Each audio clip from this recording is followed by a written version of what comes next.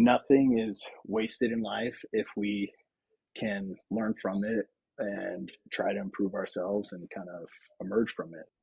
What's going on, everybody? Welcome to the Amazing Marketing Show, where we find marketing discoveries, but we don't just find them out sitting on the ground, walking around and not looking. No, we find them through meaningful discussions, meaningful conversations with people from the marketing industry and adjacent industries. And we have a great guest for you guys today. I'm excited to get that introduced. But first, my co-host, Chris Gray. Chris, what's going on? Dmitri, what up, bro? Living the dream, man. Excited for this episode. Excited for the guest. Tell us who we have on today. Oh, man, I just love this show. I feel selfish. We get the opportunity to talk to some of the best people in our industry, but not just being good at marketing or business. I'm talking about like good people. And today we have my man Andrew. Dmitri, you know how it goes. I didn't ask Andrew for any bio. This is all off the top of the head, all off the top of the dome. I met Andrew at a high level marketing event about 2 years ago.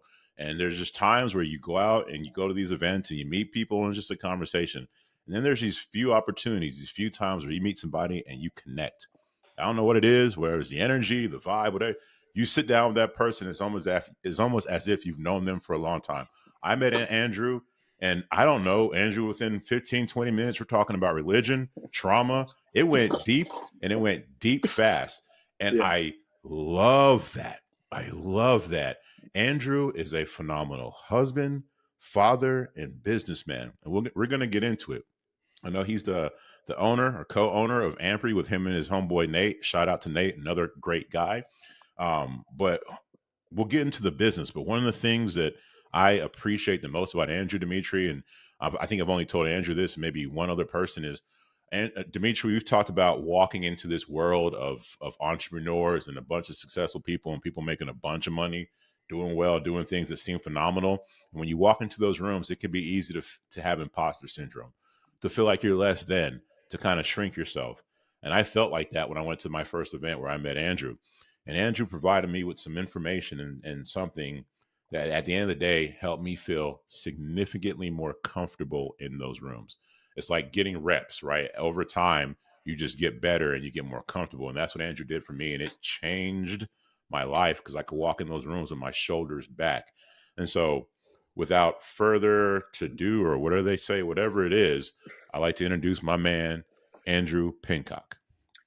Hey, thanks for having me on. It's been great getting to know both of you over the last couple of years, and excited just to chat today.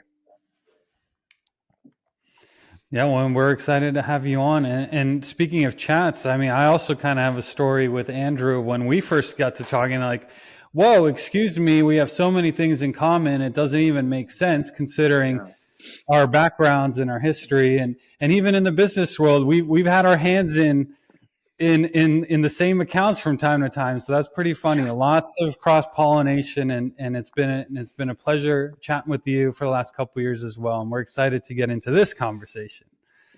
yeah. Okay, well, first things first. One of our favorite segments that we do is called "The Man in the Arena." And we talked about this a little bit before. The Man in the Arena quote. I'm not going to read the whole thing, but it's effectively those who are in the arena and working, getting punched in the face and getting bloody. Well, they're the ones that deserve all the credit and praise, not the critic that counts. And so we're going to start off with Chris giving us his Man in the Arena. And then Andrew, if you have anything to add to that, we'd love to hear it. Sure. Man, I have one of those meetings. I don't know about you guys, but I have a client who is a perpetual ball kicker. No matter what's going, I mean, we've literally helped 5x his top line revenue over a year, and it's still just ball kicking after like every meeting. You would feel like it's almost like you would think as a marketing team we should be on the same side of the table. What it's one of those clients where it's like us versus them, and us always having to prove our value. And so, anyways, I had this meeting coming up with this client, or I had that meeting coming up with the client last week. I was like, oh man, here he comes. And so I walk into the meeting, and what happened was I didn't make the meeting the month prior. So I missed whatever happened last month. Well, whatever happened last month, whatever promises were made by the team last month were not fulfilled. And this is not the client that you do that with. So I walked into the buzzsaw, walked into the, I'm talking about, walked into the ambush. And from the moment he gets on, it's on. Hey, where's this? Where's that? Where's that? Da, da, da. What are you guys doing? Blah, blah, blah. And I was on my heels. I mean, I lost control of the meeting. Literally lost control. He took control of the Zoom, was showing us the screen, like lost all control of it. Um, that was a massive kick in the balls. And what I did learn from it, though, is even when I'm on my heels, even in that situation, I cannot lose the frame. Dmitri, we've talked about this. You put me onto that. But I lost the frame in that situation. It was good for me. It was like these, and we'll talk about this in a minute with Andrew. Andrew does jiu-jitsu. One of the things I learned in jiu-jitsu is that you have to be comfortable with pressure.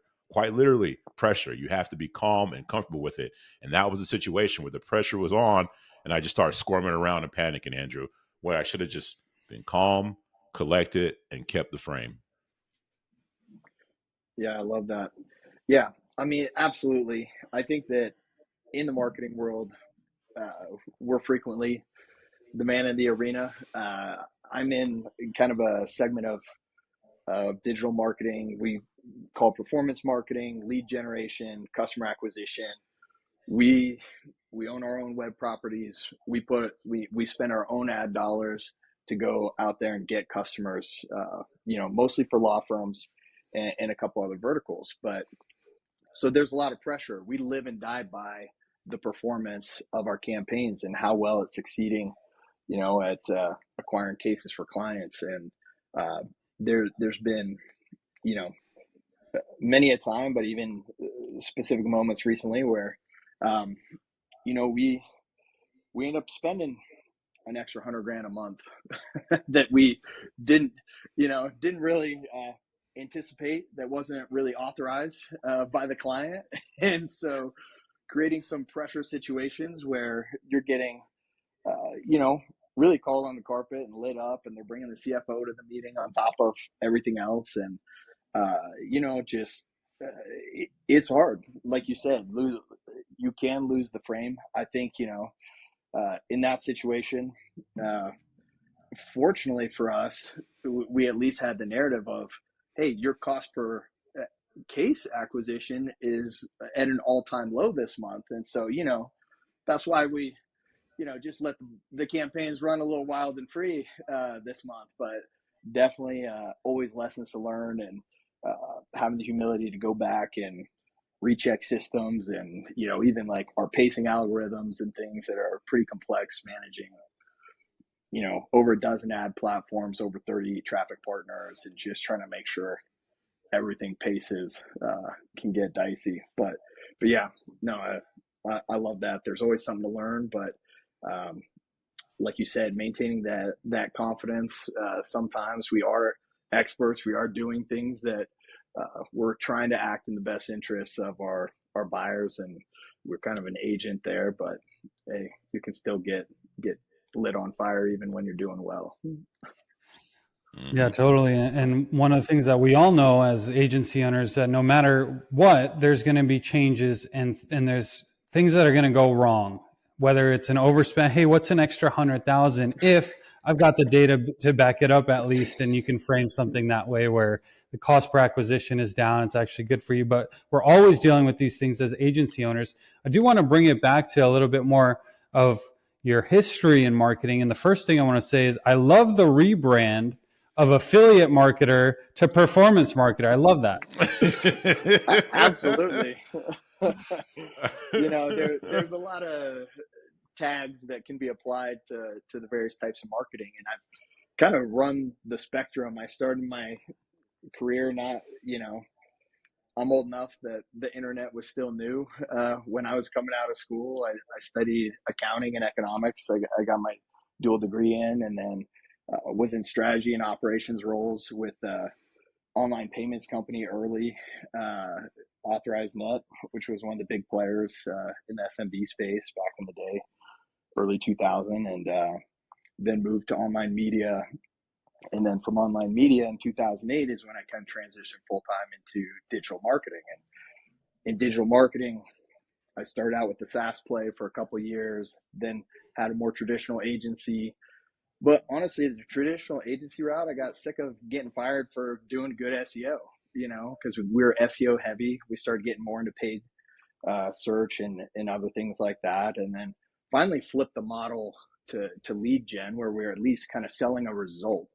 So we could, control all the campaigns without all this feedback. That's something about me. I don't love talk about kind of the man in the arena. I don't love getting all that feedback from the non-experts who are telling me how to do my job. And I'm like, look, like, I need to control conversion. I need to control the page. I need to control the campaign. I need to control the ad. And I don't want a bunch of input from a bunch of people that don't know what they're doing. So I found a home in that more performance marketing angle of, we're driving the sale, we're driving the lead, we're driving the customer acquisition, and you can judge me on that. I want to be judged by my results, not by the set of activities that were kind of have been outsourced to my team. And so it kind of, has been a sweet spot there. But yes, affiliate marketing has been good to us, and it still plays. We also rebrand that portion as secondary monetization of data. So it's not usually our primary lead that we're selling, but it's like, hey, we're running big campaigns. We've got millions of people moving through our funnels every month. So how else can we, grow our profit margin? Let's sell people some more stuff.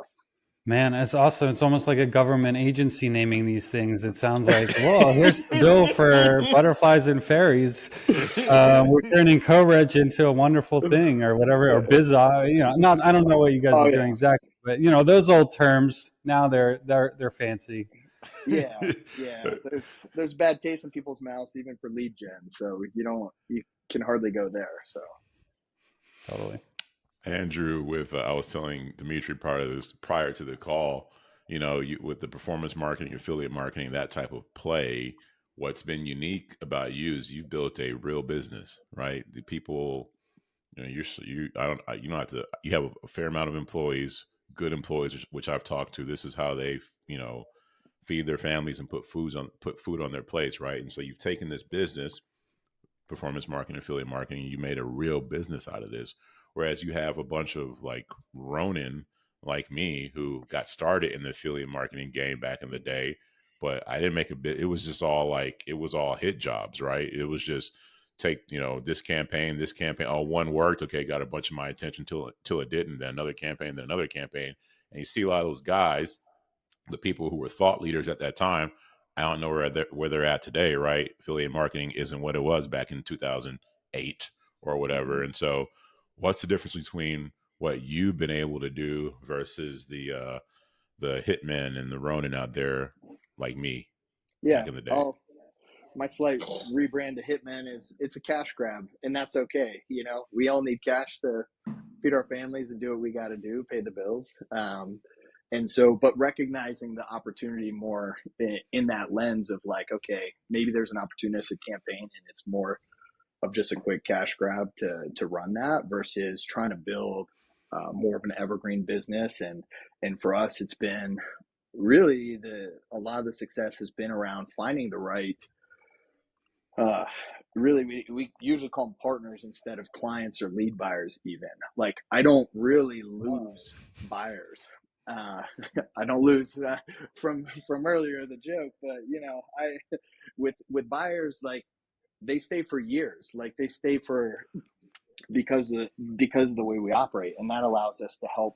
Because if we're truly scaling them with a client or customer acquisition metric that works and backs out for them, and we're still making money on it, then we help them grow. And we can, some people are able to grow quickly based on how their operations are set up or what fulfillment looks like or their product, and some people grow more slowly. But um, we've been willing to take, let's say, a little less profit margin in order to really make it win for our clients, so that they just stick with us for very long periods of time. And that's allowed us to build kind of slow and steady, just a great business that stacks with, um, working in verticals that are always going to be around. Um, I don't think we're going to get rid of lawyers anytime soon. And so it's versus kind of flash in the pan trends, which can be great to, snag some cash. And we still try to do those things when we see them because we've got the team set up to execute against it. And that's great for cash flow, but we've kind of got the tried and true and the long-term customers and buyers. And so we just want to keep building that flywheel. And yeah, it is very rewarding as an entrepreneur. Definitely a small business entrepreneur. I've built a couple companies where we get to about that 20, 25 employee stage, maybe about 2 of those right now, and have done it once before, kind of at that level. A lot of little 5 to 10 man shops along the way as well. It is rewarding just to see that other people can, feed their families and provide some jobs. And I love that aspect of entrepreneurship as well. One of the aspects of entrepreneurships oftentimes is partnerships. Some people are against them or they've been burnt by them. Chris, in your introduction, you mentioned your partner, Nate, and we'd love to know how you view partnerships, and is it a good thing? Yeah, it's a great question.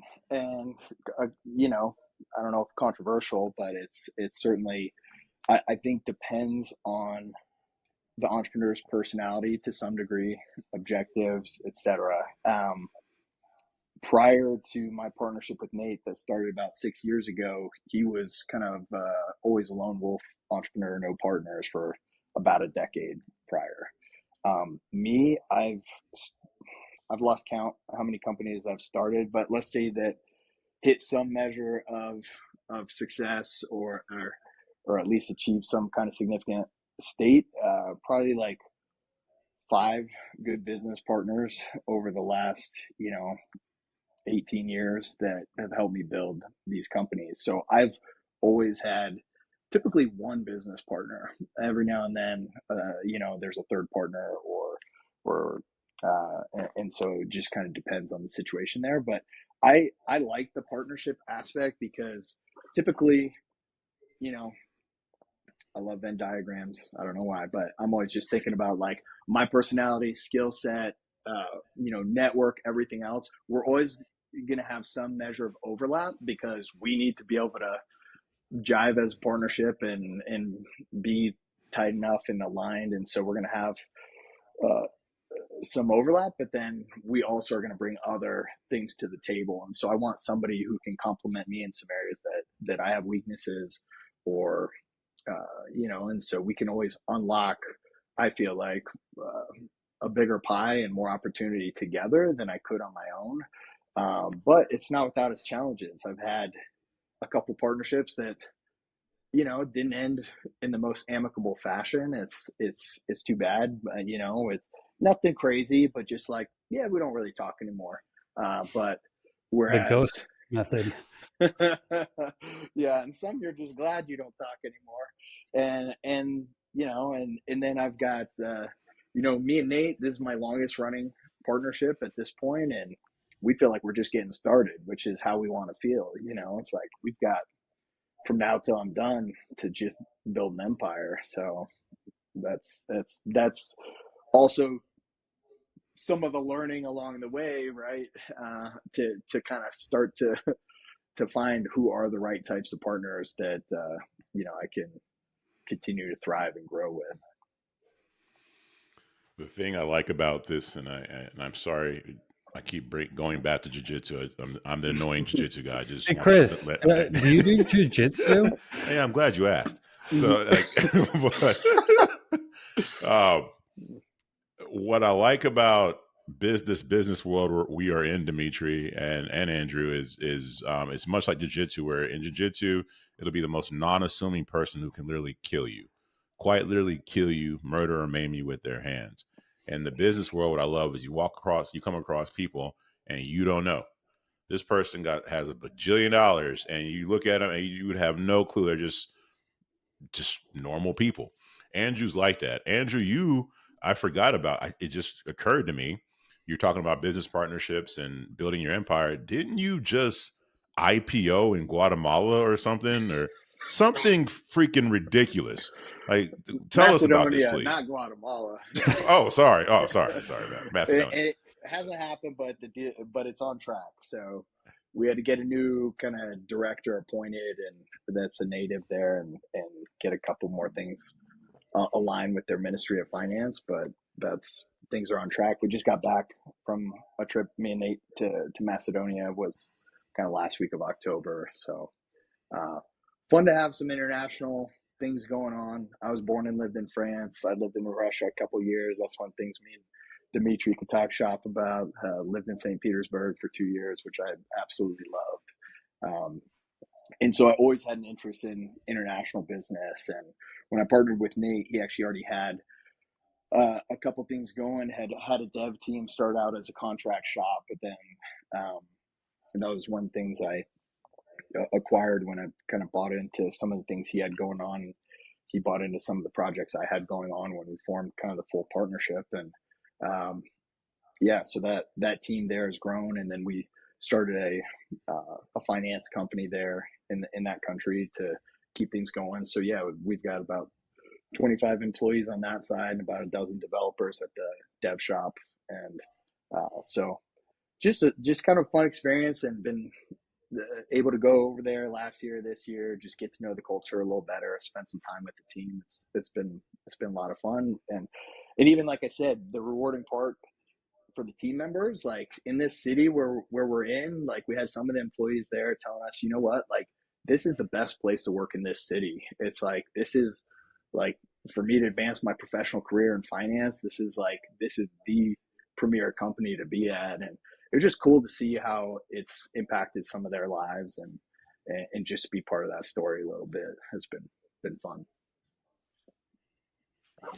I mean, Chris is absolutely right that it's kind of crazy that there's people walking around like Andrew looking inconspicuous. Meanwhile, they're world travelers, international business rock stars. And guess what? They're talking to us here on our podcast, and you get to hear it right now, same as Yes. us. One of the reasons we love this podcast, we get to learn just alongside everybody who's listening. Now, okay, so France, Russia, and we did talk about Russia and St. Petersburg quite a bit, but now Utah is home base, right? Yes. Yeah. I grew up and went to high school in the Washington, D.C. area. Something else Dmitri and I had in common, Montgomery County. And I was at Bethesda Chevy Chase. He was at Wooten. That's where my girlfriend at the time and my wife went to high school. So love the area back there. But yes, been in Utah 16 years now, since I came out in 2008 to start that first SEO software company.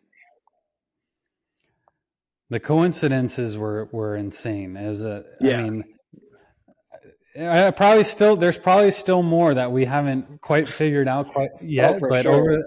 yeah, a year from now we'll do another episode, and then it's like, and guess what? 4 more things that we actually crossed paths in Thailand the one time 25 years ago. It's like, okay. Right. There's speaking of it, it reminded me of something here. And so going to marketing, which is going to tie back to what we're just talking about, but going to marketing, I was telling Dimitri that, Dimitri and I have talked about increasing our social media presence. And we're going to need to start doing more TikTok and short type stuff and reels and stuff Mm-hmm. together and stuff separately. And last night I was sitting there looking at all these reels that worked and trying to dissect them, and I was like, man, this is some bullshit. Like, I'm just going to regurgitate something that somebody else just said. How about I just actually say something that came from me? Imagine that. Yeah. But that requires vulnerability, that requires authenticity, and that's scary to do. Right. And that's a marketing, I think, concept, especially when you're branding, is people want something authentic and real and consistent with what they see. So now, me and Dimitri, one of our very first episodes was about the marketing of religion. And one of my issues I had when it came to this, and we were talking about all these different types of religions, one of my issues I had is the general Christian I see, the everyday. I'm in Texas. I see plenty of them. It's this regurgitated version of Christianity. They'll wear the cross. They'll have it on their car. They'll say some stuff that you would see on a billboard or a church sign or something, right? They're all kind of saying the same thing. When I look at their lives, there's nothing consistent. It's not authentic. Andrew, you and I have talked. I've had my issues with the Mormons back in the day, the Mormon, like the whole priesthood thing. And we talked about this. And Yeah. Andrew educated me significantly and made me aware of the prejudice that I had that I wasn't cognizant of. Also, though, what I will say, what I told Andrew back then is what I appreciated about my interaction with Mormons or LDS, or however you want to call it, is that of the religion. When I see a Christian person who says they're Christian, it's often not the case. But when I meet somebody who says they're Mormon, more times than not, they walk it like they talk it. So, Andrew, my question to you is looking at going back to the marketing of religions, the branding of religions. Why Mhm. is this the case? Why are Mormons more consistent than Christians, in my opinion? Right, right. No, that's a good question. I mean, it's I think that religion at the end of the day, especially the practice of it, is a very kind of individual, personal thing, and so any given person is gonna kind of approach their religion or spirituality in a little bit different way, and so um, a lot of times things are more effectively cultural than they are truly like in my heart as a religion, and so Mm, you see that a lot. It's like I'm Christian or I'm Catholic. You can maybe catch me in church, you know, Easter and Christmas, or and again, no shade to anyone who's chosen whatever level of commitment kind of makes sense to them or what they're pursuing in their lives, but it's just like, how much is it culture? How much is it really like I have a personal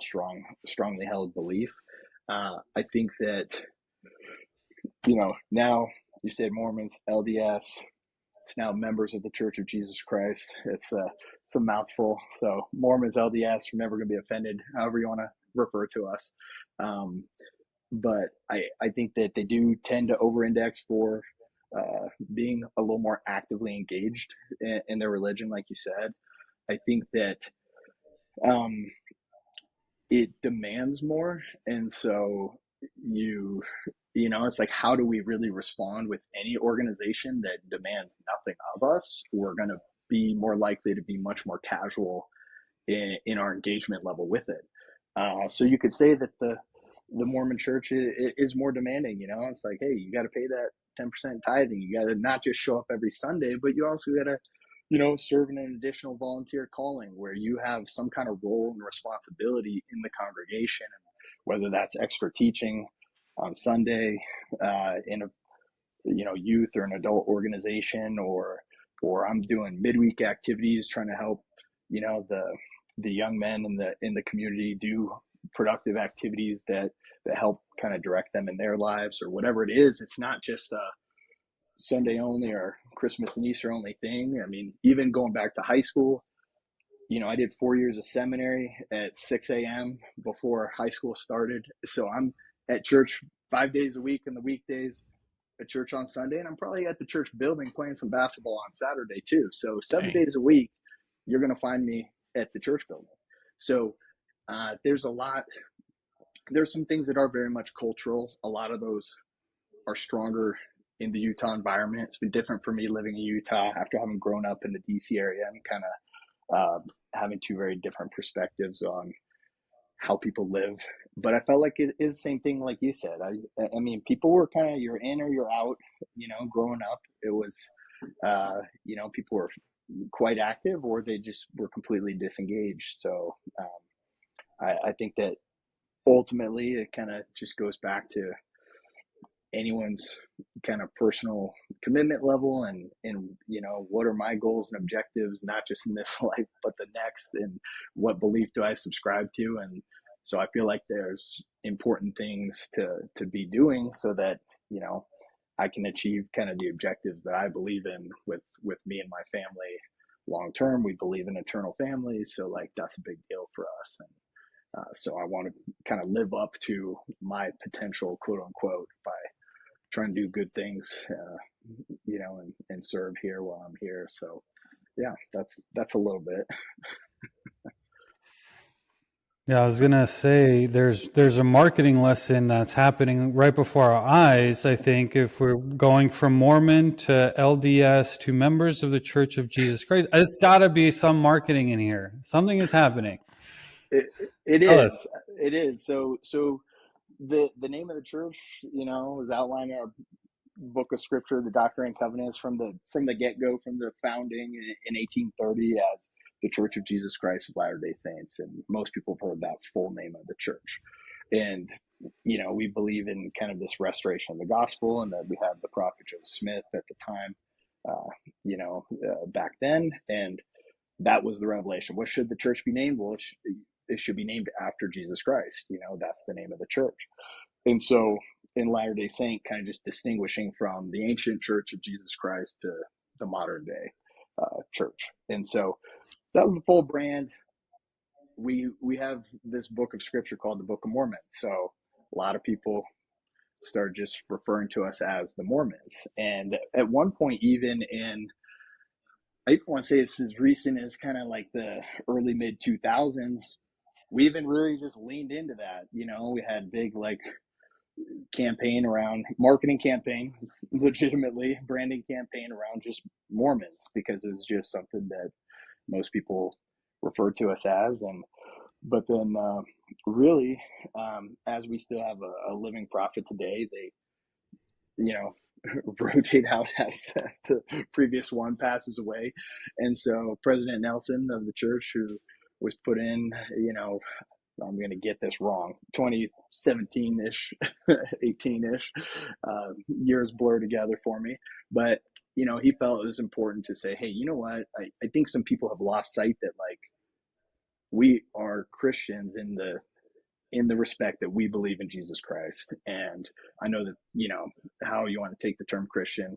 Chris is in Texas. He knows there's different definitions to different people of different denominations, but we believe in Jesus Christ. And some people maybe lose sight of that or think we worship Mormon or Joseph Smith or something else. No. Let's be clear on what we're about. We are the Church of Jesus Christ. And so they said, hey, and actively, in the big general conference we have twice a year, hey, please start using the proper name of the church, so that we can kind of clarify who we are. So yeah, absolutely a branding lesson. And Yeah. let's lean into what the market's calling us. Then you know what? The market is now misunderstanding what we're about. Let's be more clear about what we're about. This is the proper name. So It kind of reminds me of the process that's happening right now from Twitter to X. Because anytime someone says X, they're like, well, Twitter, formerly Twitter. so, Yeah. you guys will get there and X will get there at some point. But, Exactly. hey, it's a great marketing lesson. And but I think a lot of people want to kind of connect on at least something that they share in common. In this case, Jesus Christ. That religion episode was great. Chris, we should do another one. But we were very complimentary of members of the Church of Jesus Christ, because they're always just stand up people who help the community, and great experiences with them. But I also want to ask, with all this in mind, and values are important. Having certain demands also, which is not really a popular thing to have demands of someone these days. But right. between the businesses, the family, the church, where does this all come from? It sounds like it's a certain mindset that leads to this type of success personally and professionally. But where does it all come from?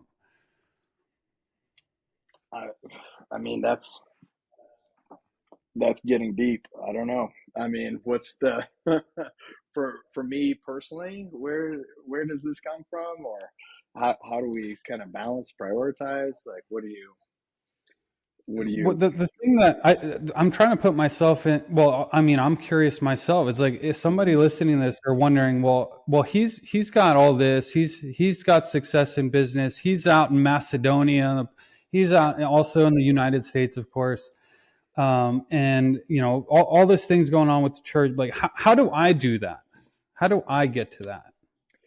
Yeah, for me, and again, this is probably, I would have to attribute it to my upbringing in general, and my parents, but it was, um, as far as our family values that kind of got instilled in me, was really hard work, integrity, and faith were kind of the three things I'd say, pillars in our family that my parents, not just kind of harped on, but also, were examples of. And so that's something that,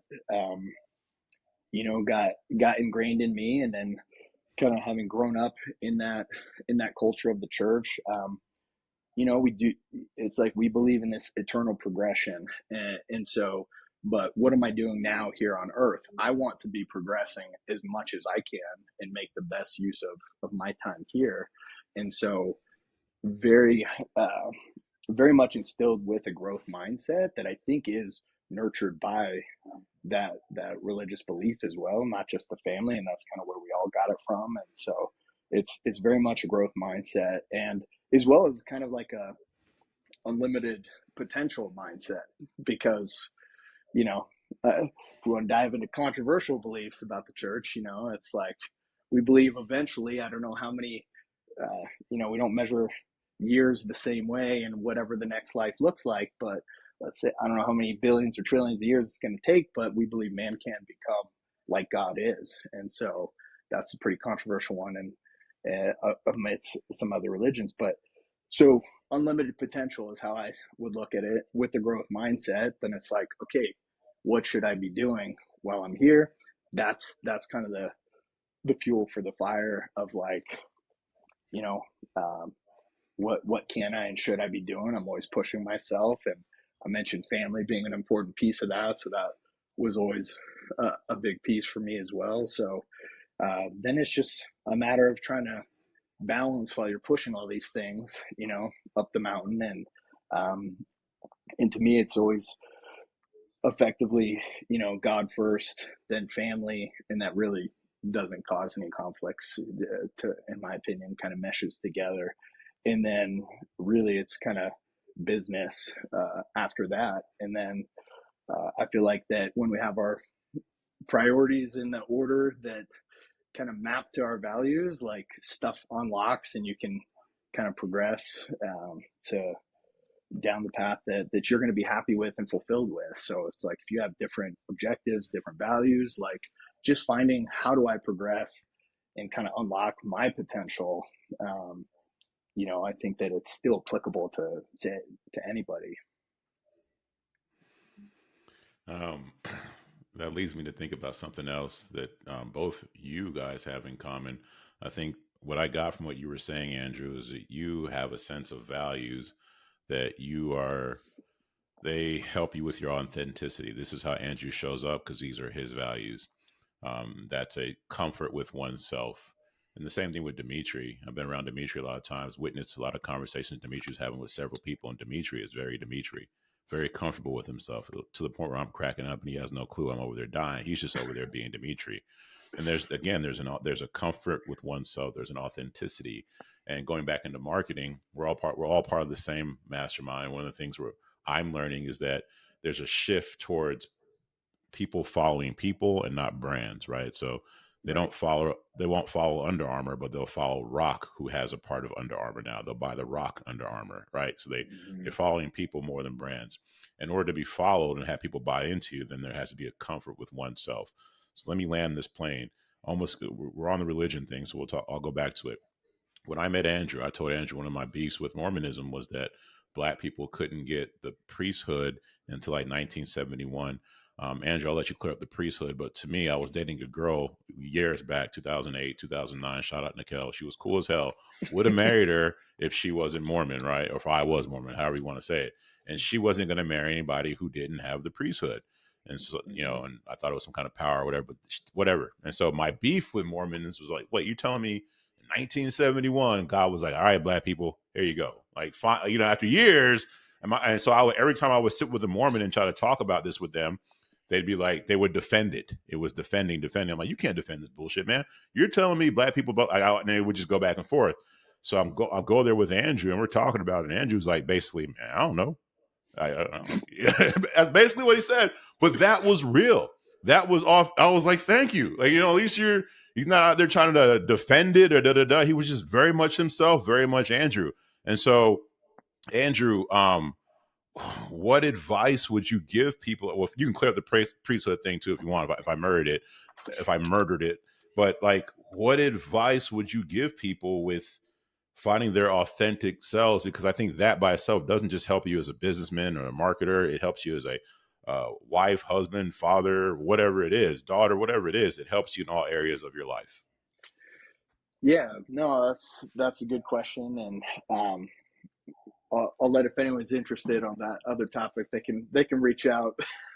They're good. There's some good articles and other things that can try to help maybe better than I did. But to me, I mean, it kind of comes back to, it's almost a similar question to what Dmitri was getting at with me. Like, what is even like the genesis of this? Like, and I think you nailed it with, it is that comfort with oneself. And I think that, again, kind of knowing who you are is another way to think about it. And it might, and again, you can take this in a variety of ways, but since I have a religious background, I think of it, my starting point is that I'm a child of God. I'm a son of God. And so that's why I have that unlimited potential. That's why I can have confidence in that.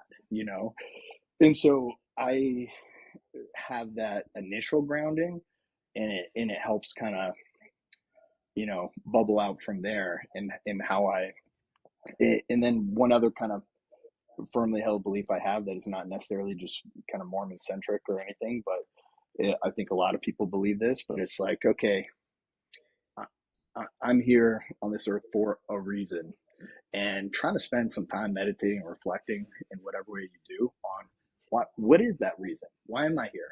I have certain gifts, personalities, things I'm good at.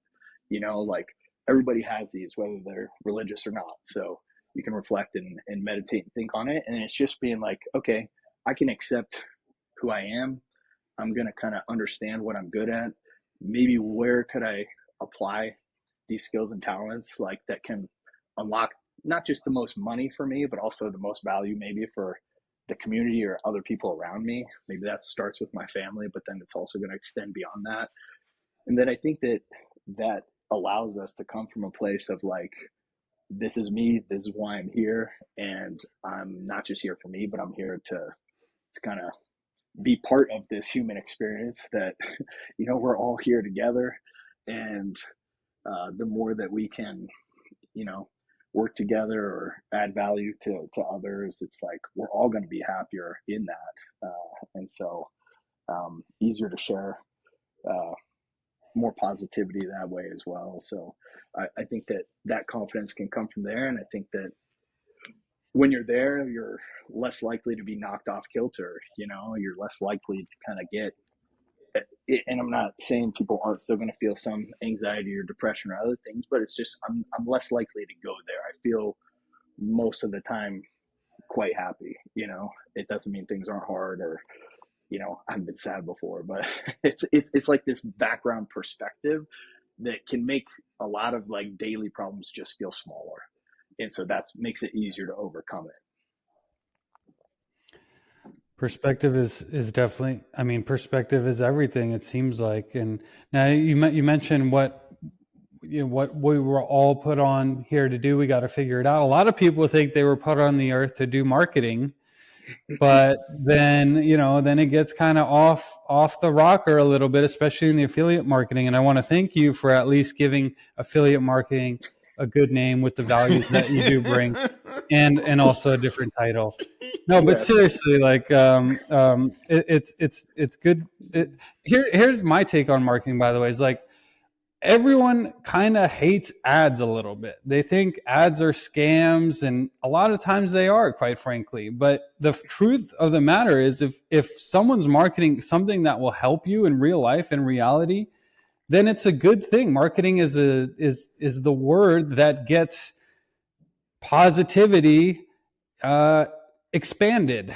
I mean, I'm sure it could be more eloquently put, but it's good to do marketing. You can do good with marketing.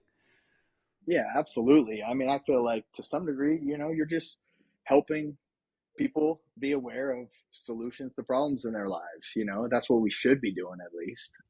And so it's like, if we if we can at least try to partner with things we believe in on the on this, product and service side, then that's really all we're doing is, we're just connecting a problem with the solution, and that in and of itself is helping bring some positivity to the world. So I know, yeah, scams aside, there's going to be scammers in every industry, charlatans. I mean, it's, from dentistry to auto mechanics or anything where there's a knowledge gap, it's like someone can get taken advantage of. But I think that we can still choose to have integrity in what we do on a daily basis, and even if we're marketers. Heck yeah. I think another thing too, going back to business and marketing, and Dmitri and Andrew, their comfort with being authentic and being themselves. I think for anybody out there speaking to me specifically, is in order to go do something bigger or build something bigger, one, you have to be comfortable with yourself, and then two, you have to be willing to do the uncomfortable, willing to get out there and fail and be very, very uncomfortable. In order to do that, to be authentic with oneself, and then go out there and be comfortable with being uncomfortable, you have to go face shit head on, face the tough stuff head on, whether it's happening internally or externally. Specifically internally, you got to face it. One of the things that I love about you, Andrew, again, when we first met, we got into it.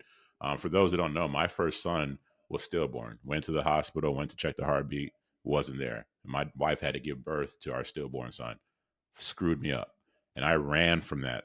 I ran from that pain for a long time. Part of the reason I got into martial arts jiu-jitsu was a way to run from that, and it was an excuse to run from it. It helped me get out of the world. Now I've ran to it and faced it. Andrew, you've had some trauma in your life, and when I talk to you, it is traumatic. It is traumatic, but you have faced it. You are one with it. There's pain there, and you can still make jokes sometimes, but it's because you have ran to it and you have faced it. Um, what advice would you give for us or people out there who need to, if you're looking to advance in life, at least for me, if I'm looking to advance in life, I had to face some stuff. What advice would you give people out there who are trying to run from trauma or run from what's happening internally?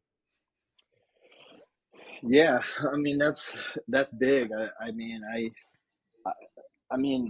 Everybody handles with trauma and grief a little differently. Obviously, there's lots of books that'll tell you the common steps, and everybody deals with each step of the grief process a little bit differently, for sure.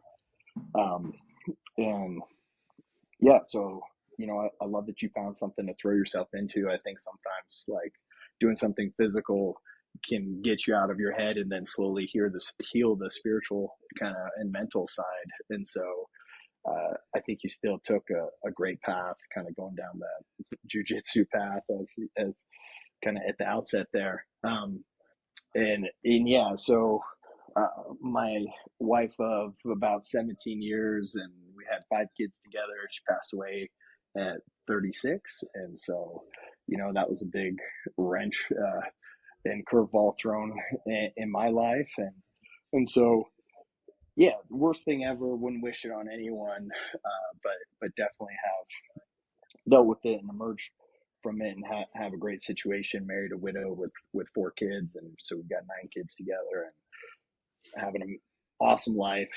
Super grateful. Great kids, and it's a lot of fun. And I have to lean into it and have fun with it. Otherwise, you probably cry a lot more trying to deal with all that. But yeah, for me, humor is a big way of coping. And so, but I mean, it's going to sound like kind of more of the same, to the degree of, like, for me, kind of coming back on that longer perspective. I mentioned briefly, we believe in eternal families. I believe I'll still be with my late wife, Becca, kind of in the next life. And so there's that now keeps me going. It's like, hey, why are you going to maintain your activity and diligence and in these things? It's because I'm going to be true to those commitments we made to kind of get that blessing that I feel like is part of that belief system. And we've got the same with my wife and her late husband, and it's a crazy story. He and I actually were good friends at BYU in the accounting program. So it's like, so I'm stoked to see him again as well. But, I think that finding something that can ground you and center you, it goes back to that earlier conversation, even on knowing and understanding who you are and that you're here for something. And no matter kind of what happens to you, it's also kind of happening for you, even if it's terrible. It's like, okay, for me, again, that growth mindset was huge. I was like, what am I supposed to learn from this? Like, what am I supposed to emerge from better having gone through this? And who else can I even help now that I have a special new type of empathy for people who go through this situation and be able to spend time with and talk to kind of recently widowed guys. I get a lot of those calls these days, and it's like, okay, now I can try to be a service that way, which I never could have been before. And so to me, it was find purpose in the traumatic experience and try to look for ways that it's going to allow me to grow as a human being and ways to serve others. And so again, looking outside of myself, because if I'm just looking at myself, it's like, I'll say it was brief. I don't really say I was suicidal, but like, it's like, hey, I wouldn't mind just being done right now. When my wife passed away, I wouldn't mind checking out right now as well. But then the next thought is, okay, I got these 5 kids that could probably use a parent and some help. And the more I just started thinking outside of myself, and that purpose grew and felt like, okay, what can I learn from this? How can I be a better person? I think thought I was a pretty good husband before. I think I'm an even better husband now. I think I'm an even better father now. I'm just, it's like, so I think that nothing is wasted in life if we can learn from it and try to improve ourselves and kind of emerge from it. So it is kind of what doesn't kill you makes you stronger, but that's really up to you. Are you going to choose that path and that outcome for yourself? And saying, hey, you actually do get to choose that. Don't be a victim in your own life. Like, life is kind of happening, but it's happening for you, not to you. So figure out why.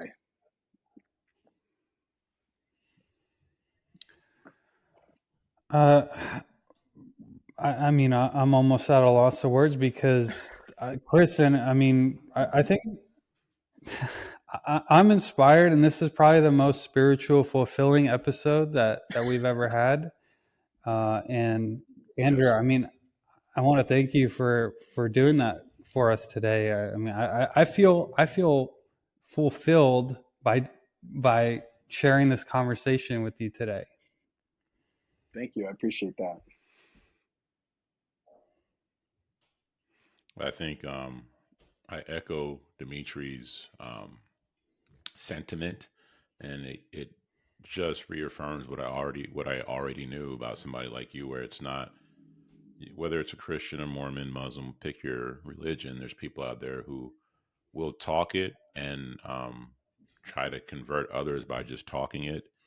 It's like the way I'm talking about jujitsu. This is the way they talk about, like, just, hey, did you know I was a Christian? Hey, did you? And, you know what I mean? And da da da da. But you just being you, um, you just being you, was spiritually fulfilling, and I think that that's probably one of the highest compliments you can give anybody who is walking their faith. No, thank you. That's very kind of you guys. Well, all right, Andrew Pincock, and he is a role model. He's a positive force. He's a good person to know in the marketing world, in the business world, and also in the values in life world. A well-rounded, all-around great guy. Thank you so much for coming on. Thank Yeah. you. Thank you. I appreciate it. Peace. Bye. Okay. Have a great day. Bye.